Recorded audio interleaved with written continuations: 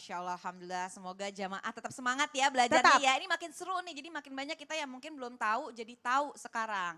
Nah ini kita masih di pembahasan kita nih ya. Sholat ketinggalan mulu, diterima nggak ya Ustadz? Subhanallah. Nah Ustadz Maulana lanjut nih ya, lanjutkan yang tadi. Nih Ustadz ini kalau buat jamaah laki-laki ini mohon maaf sekali lagi kalau mimpi basah atau hadas besar, apakah dia harus mandi besar dulu atau langsung sholat subuh? Karena udah di penghujung waktu nih Ustadz, silakan. Baik, bismillahirrahmanirrahim. Jamaah! Yeay. Oh jamaah! Yeay. Alhamdulillah. Lillah. Nah berbicara tentang, ini pertanyaan bagus. Karena mengutamakan sholatnya itu waktunya, karena takut waktu habis sampai meninggalkan syarat sahnya. Ingat, syarat sahnya salat, menutup aurat, suci badan dari hadas dan najis, kemudian badan pakaian tempat sholat, kemudian menghadap kiblat dan masuk waktu. Jadi 5 syarat sahnya salat. Jadi kalau berbicara apakah sah salatnya atau tidak, jawabannya tidak sah kalau salatnya dalam artian tidak suci. Karena syarat sahnya adalah suci. Maka bagi orang yang mimpi basah, saya harus bahas ini, mimpi basah kemudian dia mau salat sudah mau habis waktu, gimana nih? Apakah saya mandi dulu atau salat dulu? Jawabannya mandi dulu untuk memenuhi syarat sahnya salat. Nah maka dalam satu hadis disebutkan tidak sah salatnya orang sampai dia harus berwudu dulu baru salat. Maka sucikan diri, mandi, kemudian berwudu, kemudian melaksanakan salat.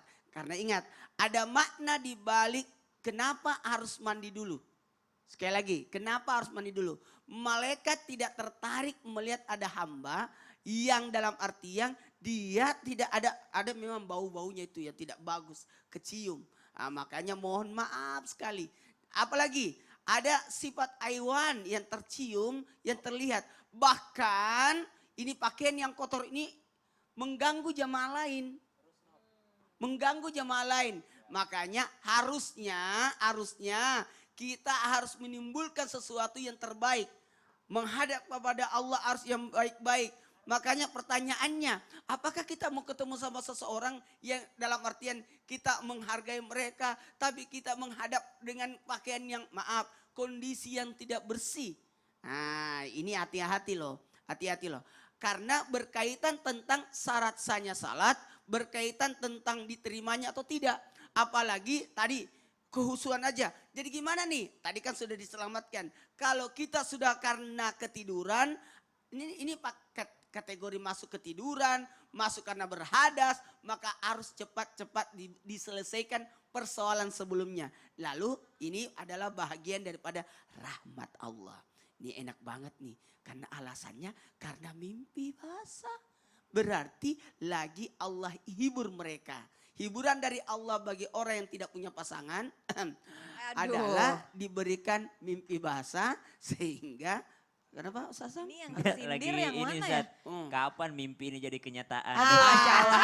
Amin, amin secepatnya. Jadi kalau Ustadz. seperti ini bukan berarti kehendak tidak kita sendiri, bukan karena kita menyepelekan waktu, tapi karena kita justru mengutamakan waktu, tapi dalam posisi dua yang harus dipikirkan, apakah waktu sholatnya atau kesuciannya. Saya rasa kita sudah maklum sendiri bahwa ini kasihan manusia aja bisa maklum, apalagi Allah Subhanahu Wa Taala.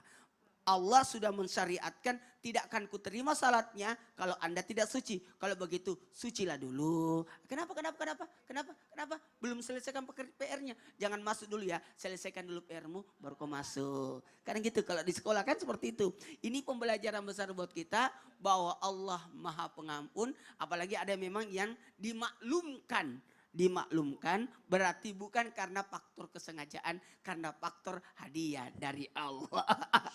Ini yang harus dipikirkan. Jadi apakah saya harus menyelamatkan diri atau harus menyelesaikan persoalan saya dulu? Kalau begitu selesaikan persoalanmu dulu, baru engkau menghadap kepada Allah. Dengan cara apa? Mandi junub dulu. Mandi junub dulu, wudhu dulu. Masya Allah. Kan malaikat